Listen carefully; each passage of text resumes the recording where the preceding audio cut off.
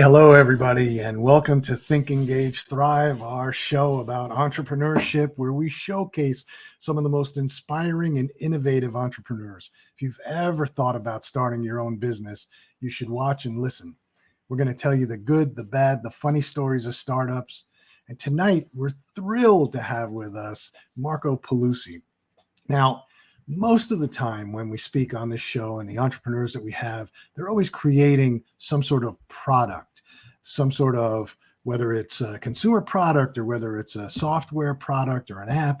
And in this particular case, we've got Marco, who's really become the product. This is a story really about self-branding and creating your own persona. Right? And in addition, Marco certainly has products to sell, which we'll get into, but Marco has really become the product. He's a globally recognized leading hair color authority. He's a renowned platform artist and educator, a salon owner, a fashion-forward celebrity hair colorist. His love for hair color began at his family's upscale chain of East Coast salons. Early in his career, he became a top educator at one of the world's leading Italian hair color companies.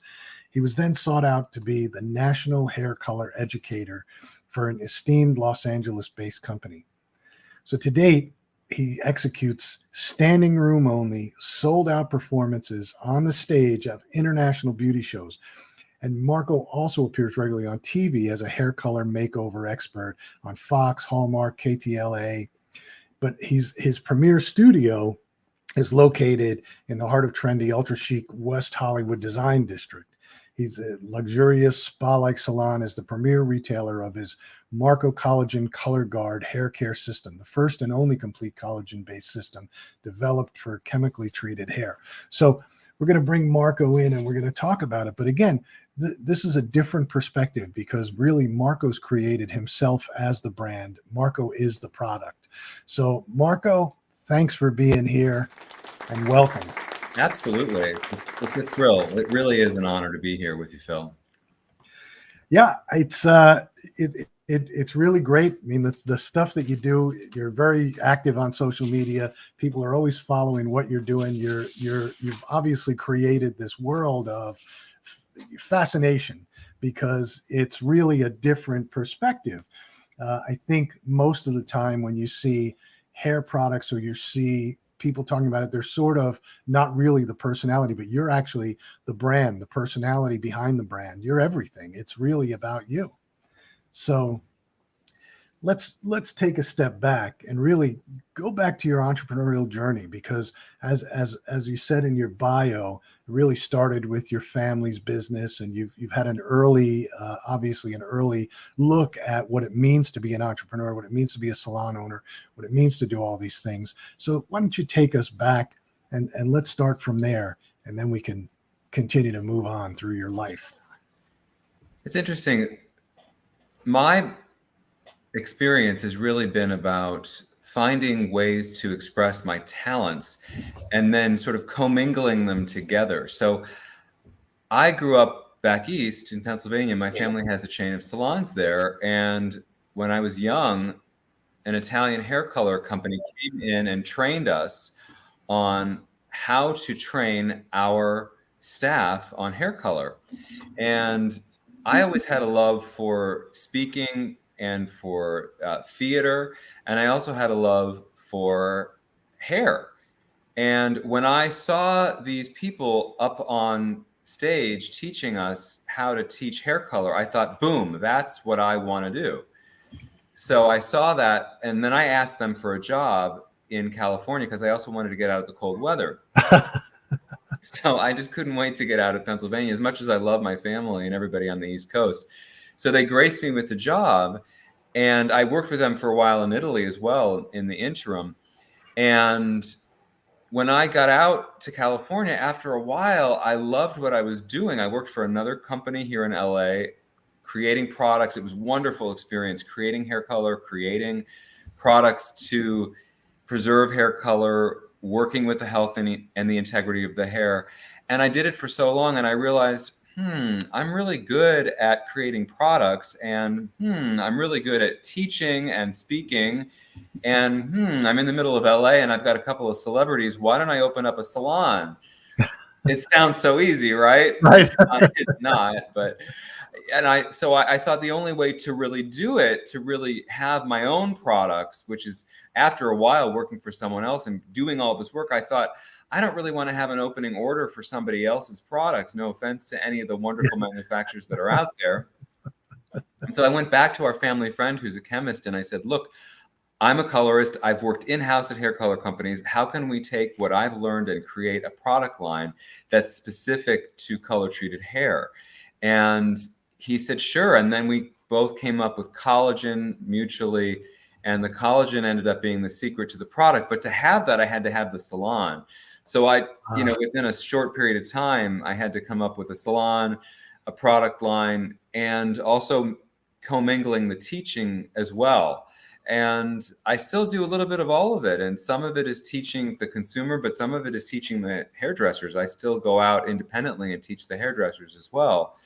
And it's just really certain moments, I think, in our lives are important. And that one moment when I saw those people teaching hair color on a stage, I thought, boom, that's what I want.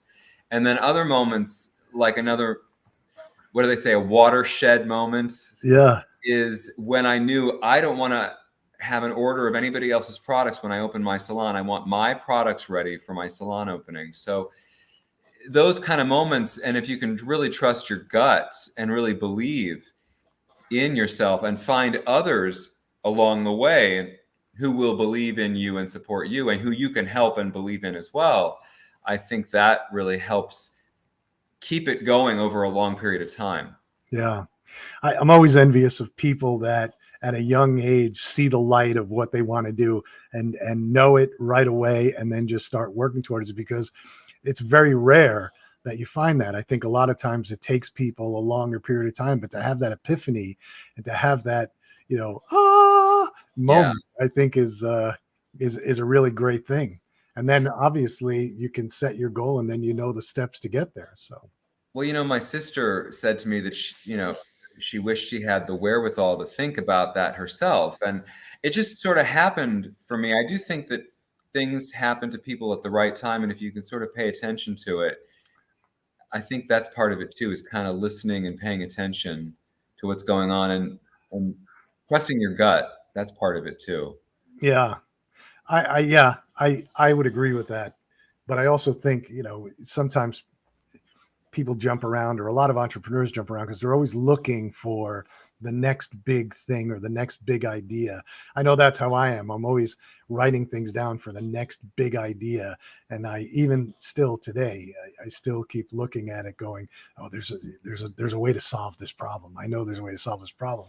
But when I was young, I grew up in the food business, in the restaurant business. And that was the path I thought, until I went to college and started working. And I said, I really don't want to do this the rest of my life.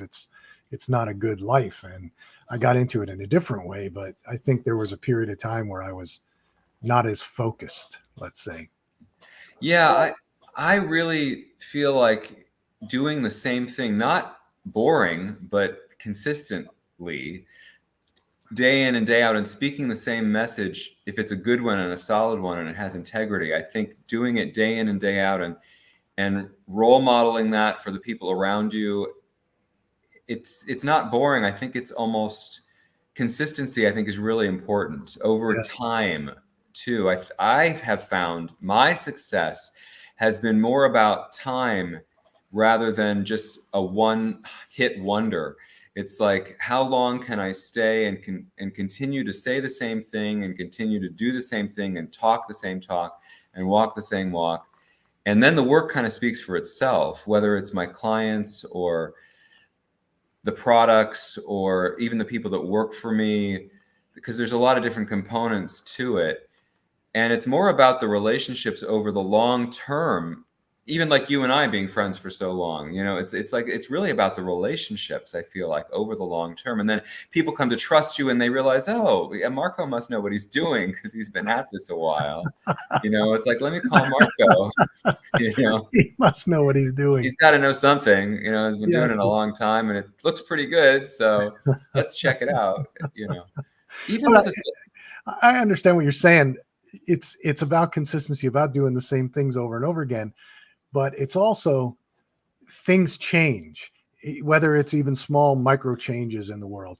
It could just be technology changes, and in your industry, it could be technology changes in color, or technology changes in other hair products, or even in your own hair products and how they react. So I find, because I'm in an industry where we're doing the same things over and over again every day. We run ads, we manage social media, we manage Amazon accounts, etc. We're trying to build sales, but everything's changing. AI comes into the picture, and we have to figure out how to use that to make things better. And the changes in the platforms, changes in the meta platforms, changes in the ad platform. So even though we're doing the same things over and over again, we really have to think about it, because these small changes tax your brain. You have to figure out how to sort of alter what you're doing.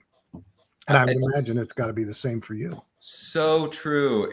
Even in the day-to-day work of the hair, because I have to pay attention to and hopefully create the trends, and then be able not only to infuse those trends into my client's hair and let them know at least that I can offer a trend, but also be able to teach that, because then hairdressers are coming to watch me and to learn from me. And I really have to be right on the pulse of not only what's happening, but what's going to come up. And you're right, trends change, and we do have to really pay attention to that.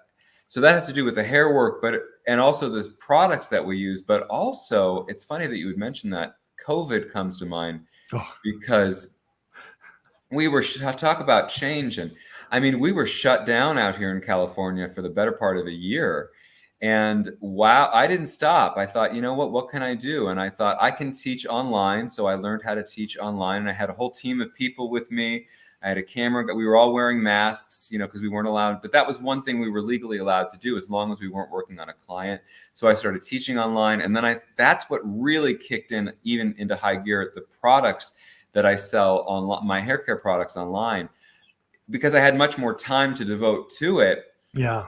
And we pivoted. That was such the word, right? Pivoted. Yeah. It's like everybody used that word, but I did pivot, in 2020, because I wasn't allowed to work on a human being. Nobody wanted to get near me, because everybody was so afraid to even be near each other. Yeah. We were at like 25% capacity for a while. So it was like I could teach online and I could sell products online. So, you're right. The pivoting that I've done, but it's fun. That's what keeps it interesting. It's like, and like we were chatting earlier, Phil, and you were talking about problem solving. It's like, it seems like, how do we look at solutions? It's never ending. Yeah. Well, COVID was a big one. And in your industry, I would imagine it was much more devastating than some of the other industries. Like, we could keep going, although we did lose a lot of clients because there was nothing for them to sell. They couldn't get product, the supply chain problems and things like that. But we were at least still moving forward slightly. We were sludging forward. But the pivot is absolutely, people use that term, but we love that term in entrepreneurship, because we had a couple of people that have been on that started out doing one thing. I'll give you an example. A bunch of young guys that started out building an app, and the app was based on geo-targeting and delivering ads as you walk through streets. And the idea is good. The problem always breaks down with the fact that if you're delivering ads from restaurants and places like that, they don't always keep the database up to date.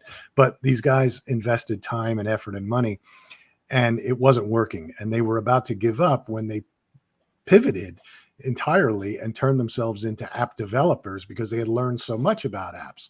So, I'm a big fan of understanding when to pivot and understanding how to pivot. A lot of people don't. A lot of people would, and I've seen a lot of people sulk during COVID and not think about alternative ways to do their job or to get their business moving and to sell products online and to teach still.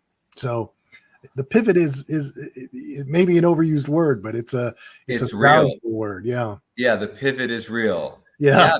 Yeah. Because in COVID, to me, there was no other option. I didn't even think twice. I was like, how can we get around? What's the workaround here? I didn't Yeah. even think about it. I was like, what are we going to do? And I learned all sorts of things about a website on Shopify and all sorts of different things online that I never thought I would learn before. And Yeah. now everything's on video too. So it's embracing that and doing more video, which is perfect for my business because I enjoy teaching and explaining things about hair. And so that's been another pivot in the last few years, has been way more video. Yeah. Yeah. And even when you do teaching at these conferences and these, I saw that you were in Orlando or Vegas or one of those places. Both, yeah. And yeah. And even that becomes evergreen content because all of those companies that put these on take that content and they put it online. And so what winds up happening is you wind up becoming the authority, and you're, like I said, you're building your brand and you are the brand. And it almost becomes, as you keep building on it and building on it and building on it, whether it's teaching, videos, new products, they all start to, it becomes almost a flywheel for you, in the fact that the products become well known because you become more well known, because your business becomes more well known and you're exposed to more people, and it becomes a big flywheel for you. So yeah, it's really been, that part of it is really fun for me because I enjoy connecting with people. So that's a big part of it yeah, for yeah. me. So let's go back a bit. When you first started, you were, because you were working for this Italian company and then an LA company. Then you decided to go out on your own. What sort of inspired that pursuit to say, you know what, I don't want to work for these people. I just want to go and do it on my own. This might be interesting for some of the people that are watching. I guess I recognized how much I was contributing myself to other companies with my skill set. I really, looking back, this might even be the first time I've really put this into words, but I was blood, sweat, and tears for these other product companies, developing hair color, developing products. And I thought, I don't really want to do this for anybody else anymore. So that was a moment for me. And it wasn't an angry thing. It was like a grateful thing because I had all these opportunities given to me. But then I realized, wait a minute here, I'm doing this a lot for other people. I think I need to do this for myself and see what I can get out of it just investing in myself. And so I did. And it wasn't easy, It and it took never some is. time. Yeah, it wasn't easy. I mean, even just like the time involved, like just picking the bottles and making sure the shipments get here on time and making sure the products don't leak, and the logo to make sure that the image matches what you want to do, and the names of the products and what's the reasoning behind the products. Mine was relatively easy in my mind because I do hair color. So I sort of knew these products are going to be specific to preserving hair color. It was a no-brainer for me based on my experience. And I was doing that on behalf of other people. So for the entrepreneurs or people that want to go into entrepreneurship listening, it's like, what is your skill that you are doing for other people? Do you want to do that for yourself? Yeah. No, I think that that's one of the biggest motivators that drives entrepreneurs is you're doing something for somebody else. Why aren't you doing it for yourself? Some people are more comfortable working for other people, and that's great. And they see their vision. I just sort of fell into this, like, no, I really want to do something for myself and see what I can. It almost was a game in the beginning. It's like, what can I get away with here? In Yeah. a good way, but it's kind of got to be fun, right? I mean, if it's not fun, then why do it at all? It's like, it's got to be fun. I think that's part of it. It can't be miserable. I mean, it's tough, right? Like there's always stress, but I think there has to be some element of fun. Like, can I really pull this off? And you're putting yourself out there constantly. Oh, absolutely. Absolutely. And I agree with you. I think it has to be fun. It can't be miserable. It is stressful at times. It Yeah. is, it is challenging. It is hard work. I think a lot of times people get the idea or when I talk to young entrepreneurs, when I do a lot of mentoring, and when I talk to young entrepreneurs, I I I think somewhere along the line, these guys have read enough stories about the Elon Musks of the world and all these guys, and they think that somehow they're going to walk in with a business plan and money's just going to start falling at them, and they're going to have it's going to become easy because they're going to have all this money to play with. It just never happens that way, and it's hard work, and you're constantly looking at how to improve the business, looking at the how just keeping the business alive and keeping clients and all of those things. But it's not, it's never easy. It's never easy, which really brings us to another point.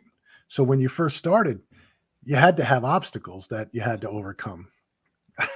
I mean, just for me, like I had spent most of my time not doing some of the nitty gritty. When you own a brick and mortar, let's talk about the brick and mortar side of things. If you have a brick and mortar business, then there's basic things that have to be maintained in a brick and mortar. And this is not the sexy part of it. This is the part, this is like the toilet and the plumbing and the electricity. I mean, I have so many stories. I could fill up your whole, but I will say, I'll share one story with you.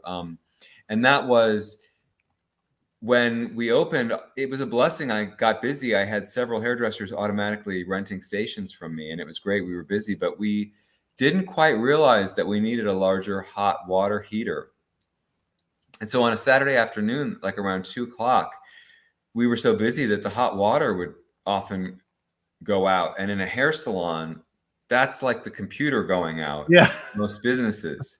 So it was freaky, but you know what? It's all about how you handle it. So we knew eventually I had to get a new hot water heater, and I did. And that was the easy problem. But the difficult problem is how you handle these people looking up at you getting shampooed with cold water. But it's all a matter of, my mom used to always say that her dad at his business would say to the building might be falling down around you, but you still say to the person, can I get you a coffee or something? Or even though the place is falling down. And that's kind of what this was like. It's like, oh, I'm sorry you're being shampooed with cold water, but can I get you a free 2-ounce product to take with you to try? And I was holding some of their hands, and supporting this. It's all in how you handle it. Yeah. I was freaked out beyond belief, because we could have lost business. We didn't really, but it was how we handled it. And then, but then unfortunately, then it's like, oh my God, you got to scramble and find the guy to do the hot water, and then not get ripped off by somebody that's going to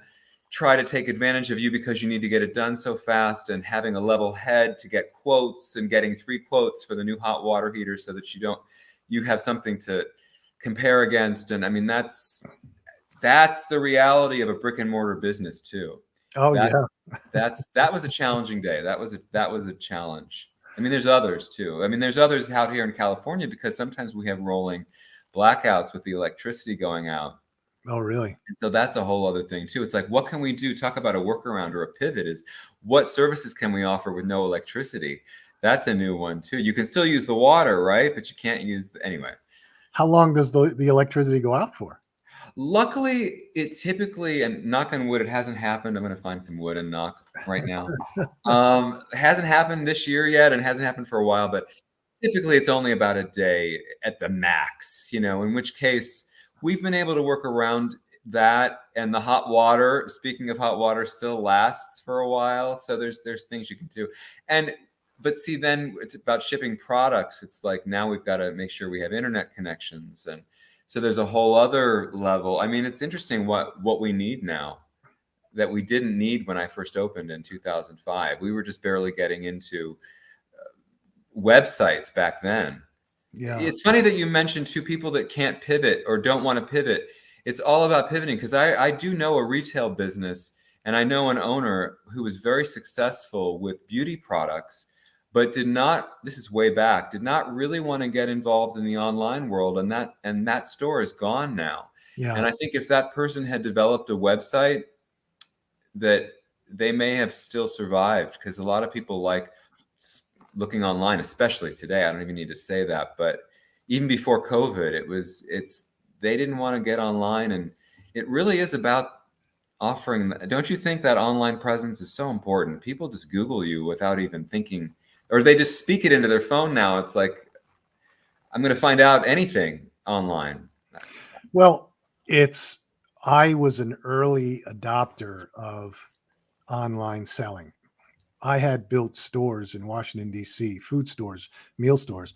And I thought, I wonder if we could sell food online. And I looked at Omaha Steaks, and I looked at some of these Kansas City steaks. And I thought, well, these guys are selling raw product through a catalog. They've been out there for years, and the Fruit of the Month Club and all that. So there's got to be a way to do it.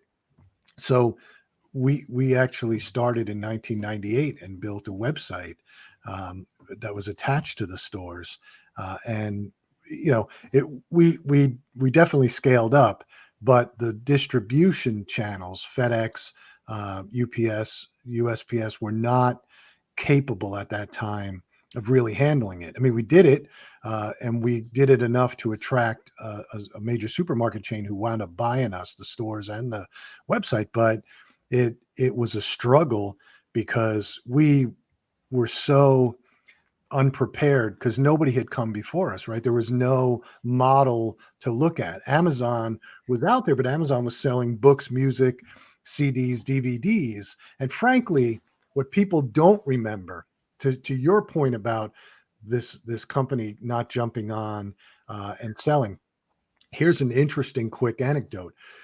In Amazon's early days, and I'm talking 2000, 2001 still, even though they started 1996-ish, they were struggling. They didn't know if they were going to survive. And Borders Books had this website, and they were selling books online, but they put a new CEO in, and that CEO was more of an accountant. And he looked at the website business as an albatross and wanted to get rid of it. And he actually gave that business to Amazon and said, you take this online business of books, and we don't want it. And the day that they signed the deal, it was really for undervalued deal. But what happened was Amazon was jumping for joy because now they had Borders customer list. They had Borders customer list. This guy actually gave away the customers because he thought the future was still going to be in brick and mortar stores. That deal and the Toys R Us deal that Amazon did the same thing with Toys R Us. Those two deals made Amazon what it is today. And Borders Books is not around anymore, and Toys R Us are not around anymore. The minute you said Borders, I thought, yeah, that's one of those businesses that I can't believe is no longer here. Yeah. And that's so interesting. They basically handed a huge amount of business over. Yeah. Yeah. And that Amazon was struggling. They couldn't grow fast enough. So both of those, Toys R Us and Borders Books, there's an analysis out there about it, talking about how it, and what was funny was the office where Borders Books was, the day that they signed that deal, the CEO was toasting with champagne that they finally got it off their books, off their balance sheet. And he was happy because it was going to, he was going to make his bonus. And the people that were working on the website that were leaving were going, you made a big mistake, dude. And they all went to work for Amazon. And Amazon is like beyond giant. Oh, it's a behemoth. The thing about Amazon gets a rough rap from people, but it's almost a necessary evil if you're selling consumer products, because when you think about it, 92% of the buying public, the buying population in the United States buys on Amazon. First place they go to look for something. They hear about a product, they go and look to see if it's on Amazon. And they do that because they trust Amazon. They know their credit card information is not going to get stolen. Amazon makes it easy. So all those things play into it. Now, can you use Amazon as a customer acquisition channel to build your brand over here on your website? You absolutely can. That's your first point of contact with the consumer. And then if you treat them well and they like your product, they'll come over to your website. Now you've built your trust, they'll come over to your website. So that's how we view Amazon with the clients we work with, is use it as a customer acquisition channel. Don't look at it as this is where you're going to be the rest of your life on Amazon, because you don't want to be there. I would definitely agree as a consumer. If I need a new whatever, I'm going to just look it up on Amazon and see if Amazon sells it. And a lot of times the price seems to be better on Amazon. Yeah. Or I can find it, I can wait until there's a better price on Amazon, right? Yeah. Yeah, But when you build a brand, right, there is no price comparison, right?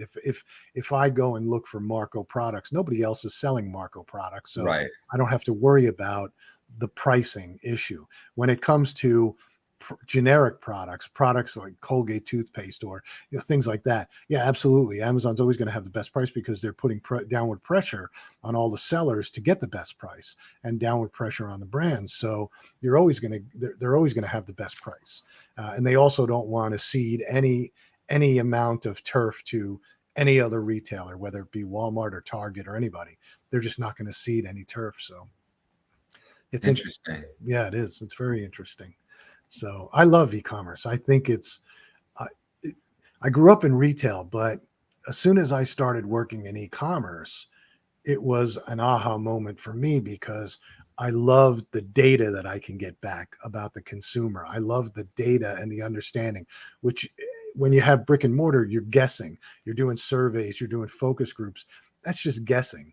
But when you're working online, you're getting real data, and which I love to make decisions. I've got to agree with you. It's so much fun for me. It's become a game almost. Is and even just simple things like we're going to be doing a Black Friday in July, and at the end of the week, and it's going to be great for people that haven't purchased in a while. I mean, just even something as simple as that. It's like there's just so many ways to connect and market, and it's fun. I really do like the e-commerce side of it too. So you're really running three businesses when you think about it.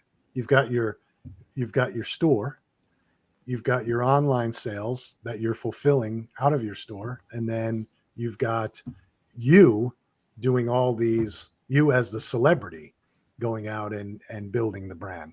So it's Yes. really three pillars of your business, of your overall brand. Yes, and it's funny because sometimes you think, how long should I continue all three of them? But they all seem to intersect and sort of support each other because I'll go out and teach at these shows, and then we're able to invite the hairdressers at the shows to come and take a private class at my salon. And then occasionally there might be the rare person who might come and rent a station at my salon. That's happened before. Really? So they kind of work together. Yeah, it's not like everyone is going to be a fit for that, but and then so it's kind of right now I like having all three going. It gets a little crazy though. I mean, in June I taught at a couple different shows, but I do have enough people around to really help me do it effectively. And it's Yeah, all that's about important. time management. Yeah. Well, it's all about time management, all about having good people that are supporting it. But you're right. You do need three because the store builds the credibility. Your speaking builds the credibility. The sales on the Marco products is ultimately what you want to continue to build on. So, yeah, I think it's great. Let me ask you this, because this is something I ask a lot of entrepreneurs, because having been there myself and many businesses, I've always had, there's always been a near death experience in the business where you think, I don't know if I'm going to make it through this. I'm going to try. I'm still going to work. I'm not getting negative, but this is a near death experience. It's 5 o'clock on a Friday. I've got to make payroll, and I don't have enough money in the bank, so I'm putting it on my credit cards, that type of thing. Did you ever have any near death experiences over the time, almost 20 years that you've been doing this? Yeah, I hate to give it any attention at all because it's in the past now, but I have to say COVID, because it was such a crushing blow that when we were first informed that we were going to be closed even till the end of the week, I thought, even at that point, I thought, wait a minute, I'm going to miss out on the amount of money over the next 4 days. Even that first moment, I Yeah. thought, how will we survive 4 days of not, because when you run a business, sometimes it's a lot of money per day, and then you have to cover a lot of expenses with Oh all yeah. that money. And so even that first moment when we were told in March of 2020 that, and then it went into 2 weeks, and I thought, how is this ever going to be? And that's what sort of catapulted me into the solutions with the getting the online teaching and the online products. But there was still a gap there where I thought, I don't even know how. And somehow I managed to do it. Now, I wanted to stay there. I wanted to stay in that salon. I worked hard to build up that local presence. I'm on the board of directors on our design district team too. So I think because of that, I wanted to stay there. But many people did not on my street. There's a restaurant close to us that just within a month, they just thought, we're out of here. We're not even going to try. And to me, that seemed like death to me. Like, that's where I thought, well, I'm going to live. I'm going to keep going. I don't know how, but I'm going to do it. And I found a way. I guess I was able to lower some expenses, maybe somehow within there was a way, but I also wasn't making nearly what I was normally making. So it sort of all balanced it out, because I'm pretty good with lowering expenses when I need to. That might be a key. That's like kind of like a general rule of thumb, is if you can lower any of your expenses, because that saved me from dying. Because when we first thought, I don't know if you remember, but it was like a few days, and then it was like, oh, a few months. I'm like, what do you mean a few months? And every day we were looking at the TV, watching to see if Gavin Newsom was going to allow us to, be open. And it was that was some crazy, crazy times. That was, I hope, and I don't think that could ever happen again. I don't think that businesses will allow those shutdowns again. We'll just put on masks and wait for the vaccine. I mean, if there's another pandemic, I don't, I think we learned from that, but yeah, it was, I agree with you. I mean, we had 3 offices at the time. We had an office in New York, an office in Michigan, and an office in Maryland. And we said, okay, the message that we got was, as soon as they said we're going to close the schools for, I think it was 2 weeks, and we're going to close businesses, et cetera. It was a 2-week period. And most of the people who work for me, with the exception of the developers, are young. And they said, my parents live in Charlotte, or my parents live in Florida. I'm going to go home for a couple of weeks. I said, great, and 2 weeks turned into a month. Yeah. And a month turned into 3 months. And it got a little scary, because all of a sudden clients started dropping off, not because they were unhappy, but because they couldn't sell. We had huge companies, multi-billion-dollar companies that couldn't get steel to make razor blades, that couldn't get product that they needed, couldn't get plastic in. And they were like, we can't sell anything. So just shut this down, which means we can't bill you because we're not doing any work. And we made a decision, myself and my partner, that we didn't want to lose anybody.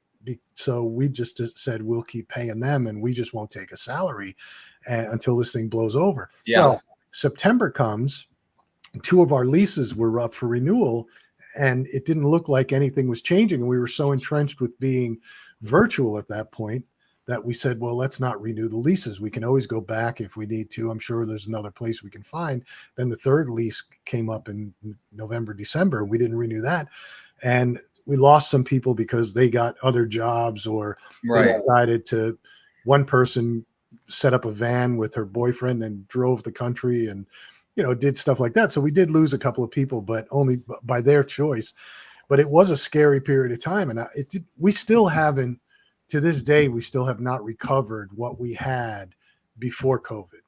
We're doing okay, but we did not recover what we had before. Well, we lost people too, because this is an entirely different conversation. I mean, about people and what happened to the workforce, especially in my industry, because in California, a lot of them decided at that time to go to people's homes.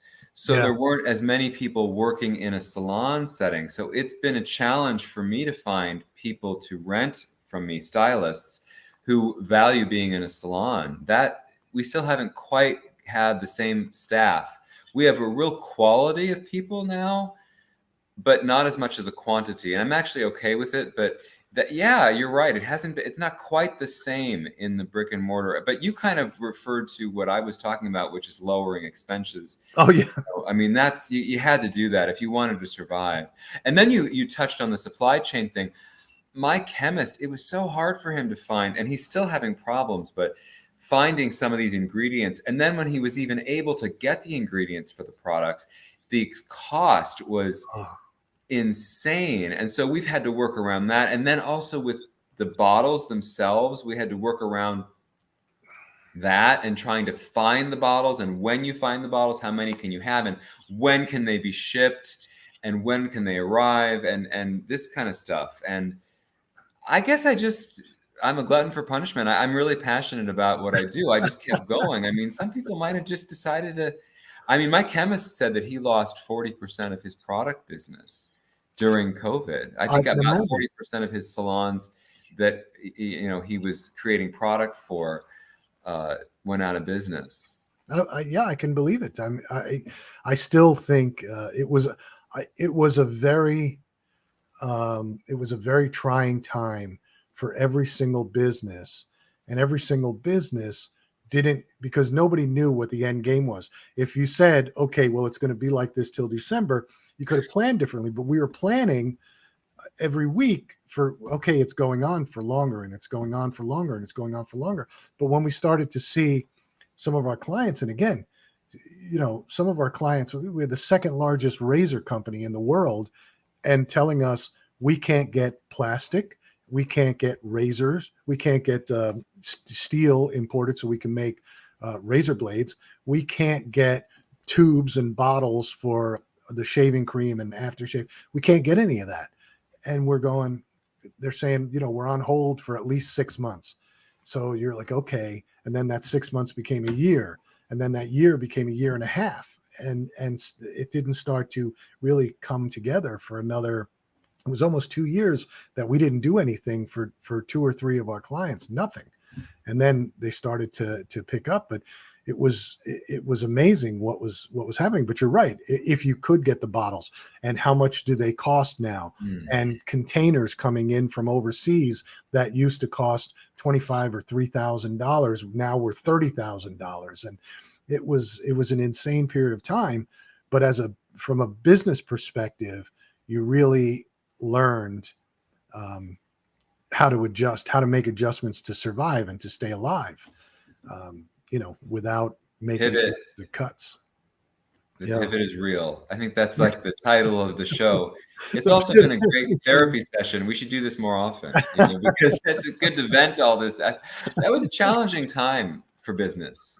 Yeah. I think maybe the most challenging certainly in my life.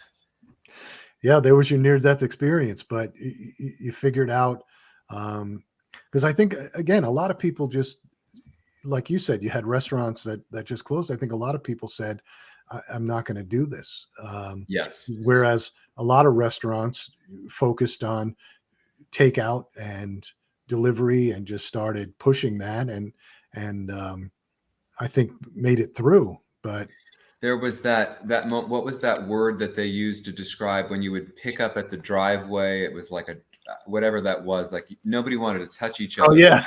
Whatever that was, you could drop off. I can't remember the word, but curbside maybe. Curbside, yeah.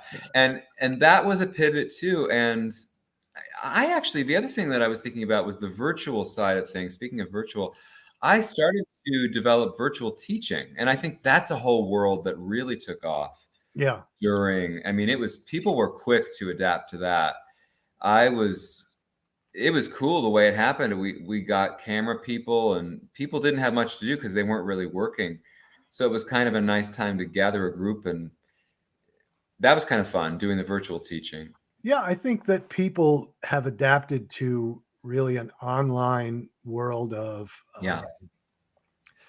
getting fed their entertainment needs, whatever that is, whether it's learning or whether it's, just watching shows, because you saw the usage of Netflix skyrocket. You saw the usage of YouTube skyrocket. Yeah. You saw things selling online.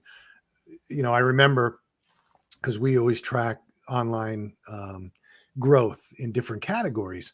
And there were some categories, personal care being one, food being another, that never tracked at the same growth rate as, say, beauty or fashion, or some of these other categories that really moved to online early on, and it's just had good growth rates. But food just boomed, and Yeah. it really hasn't come down that much. I think people really got used to, hey, I can buy groceries online and it's not that bad of an experience.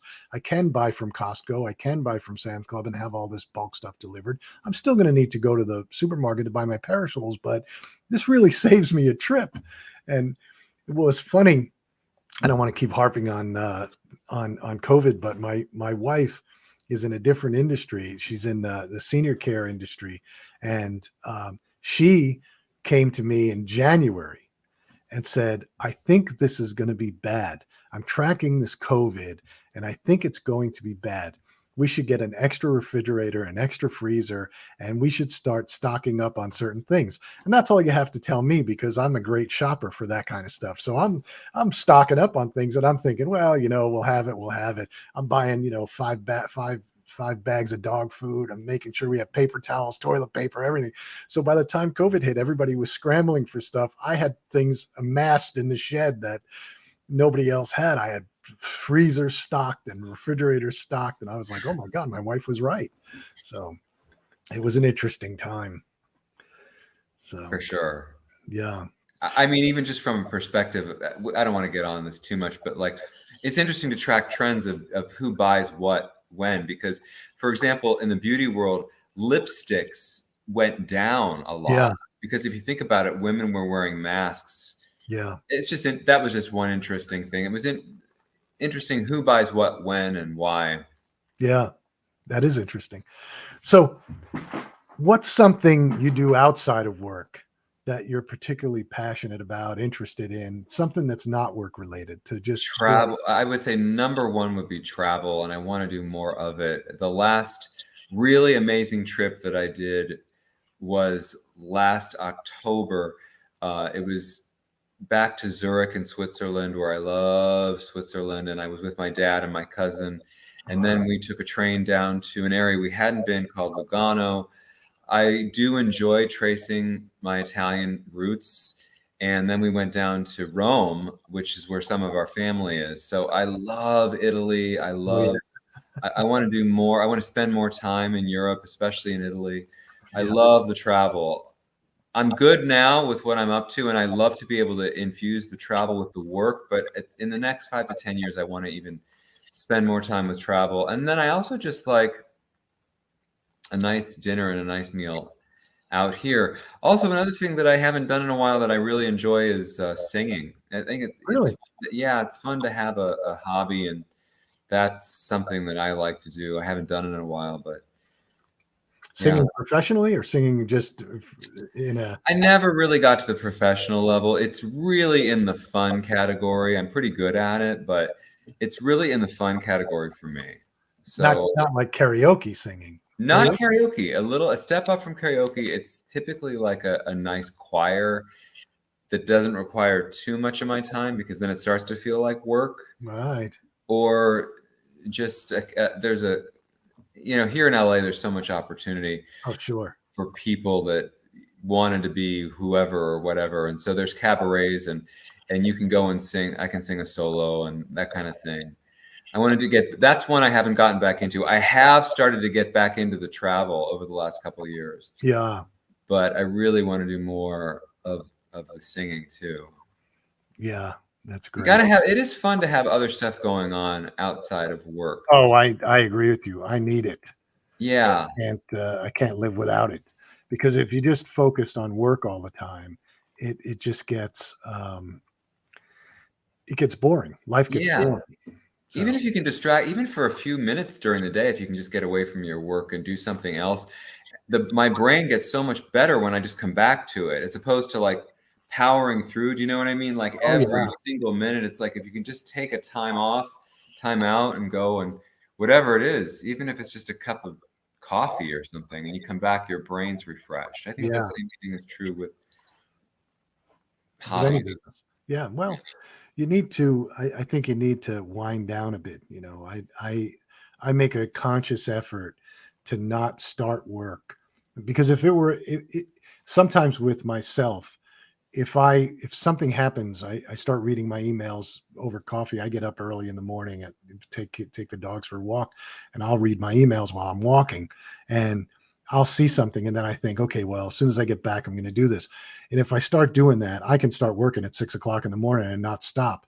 And so I make a conscious effort not to start work until 8:30 every day, because if I don't put myself in that position, I know that I'll start at 6 or 6:30 and just keep going all day, and it becomes a boring life. So Another thing I'll mention too, especially for the audience that might be listening, is yoga and meditation, which I think has been my key to literally to survival. Because what you described, not working right away, I do a little yoga. I mean, it's not perfect, but I do a little meditation in that time in the morning when I wake up first. yeah, yeah, I think meditation is a great vehicle for relieving stress. Yeah. Um, no question about it. So, in just a little bit of a closing, if you could impart some wisdom, there's people out there now that I'm sure have been listening and are starting to think, hey, I'm passionate about something. I mean, we see it every day. We see people. There's a person online who I love to follow, and she jumps rope, and she gives lessons on jumping rope, and she loves it. She's totally into it. Wow. She does these great videos with music about all these fancy jumps, and so she's sort of created. Lauren Jumps is her. Lauren Jumps is on YouTube, but and it's really fantastic what she does. And it started during COVID, and she's really turned herself into this personal brand for jump roping. And so, and I'm a firm believer that if you're passionate about something like you are, that you can create a brand for yourself. It's not going to happen overnight. It's going to take hard work and it's going to take time, but I've not built a personal brand. You have. So if there's some words of wisdom you could give people, because every entrepreneur is always thinking, I think, in terms of product or software or building something versus building themselves, what would you say would be some sort of advice to give people? Two words come to mind, and relationships are the first one. That's the first one. It's like building the relationships. In essence, getting people to believe in you. Yeah. So whatever it is that you're going to be offering, other people have to believe in it as well. And you have to really get them to believe in that. And if it comes from your heart, if it's something you're passionate about, like the jump roping, for example, people are like, oh my God, they're just naturally attracted to it. So whatever it is, if you want to harness whatever your entrepreneurial, whatever it's going to be, it should be something that you can get other people to believe in, because the more people that believe in you in a natural, organic way, the easier it is. And then they tell somebody else about it. So relationships for me have always been the biggest key. And then the one that's the hardest is, if you really believe in it, is perseverance. We have to keep going, even in the midst of really difficult times, because if you give up, I think that's half the battle between, sometimes you don't even have to be the most brilliant. Sometimes the most brilliant people have an idea, but they can't develop the relationships and they don't want to continue with the perseverance. So I think sometimes even just people with a half decent idea that want to build the relationships and want to persevere over and over again, they'll win more than the brilliant guy that doesn't want to develop the relationships. I think those are both very good points, because I think you're 100% right. You have to be able to connect with people. You have to be able to build those relationships, and you've got to persevere, because it's not going to be easy. There's going to be obstacles. There are always obstacles. I've never had any business or anything that I've ever done that worth anything not full of obstacles. So People will say no sometimes. yeah, absolutely. They absolutely will say No, I don't want that. You have that's to keep right. going anyway. Right. Yeah. That's Yeah. really great stuff. Thanks, I Phil. think, we're coming to a close. Really appreciate you coming on. I think I have to say, this is one of the most enjoyable times I've ever spent. Really, this is a great show. It's a great program. I appreciate Yeah, that. I yeah. appreciate that. Yeah. Well, we try and make it enjoyable. We try and make it fun. You got to remember there's people watching. We want to give them some wisdom, but at the same time, we want to make it so that they want to stay tuned and listen to what we have to say, because sometimes I get a little long-winded, but anyway.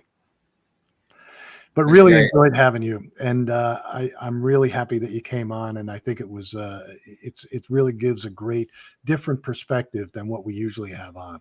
It's like I said, we usually have a lot of entrepreneurs that are building things, building products or building software, and this is just a different perspective and an important one, I think. Thank you. So it's good to talk to you again, and I've got to run a couple of closing pieces, so I'll. Sounds good. All right. Had a great time. Thank you. Thanks for coming, and I'm sure we'll talk again. I think a great show and a great perspective, like I said. But the two keys, relationship and perseverance, it's almost as if those are a foundation of doing anything in life, right? You have to build relationships, whether you're creating a product, whether you're creating a brand, whether you're doing anything. You got to create relationships with your customer, your clients, whoever, and perseverance. We've always all got to persevere. So thanks for joining tonight. And again, hope you got a lot out of it. We enjoyed it. Don't forget to go to my website, philmasiello.com. You can download a free book on a free startup guide right on there. It's free. You don't have to worry about paying for anything, but it's a great guide. It's taken me years to put it together based on some of the things that I've done. So take advantage of it. Go to philmasiello.com and you can download a free booklet. And thanks again, and good night. Have a couple of commercials for you, so if you just stay tuned. Hi, I'm Julianne Meyer, the host of Own Your Wellness, and you can watch my show on Mondays and Thursdays from 4 to 5 p.m. Pacific on Achieve TV right here on E360 TV. Remember, there's more to health and wellness than broccoli and burpees.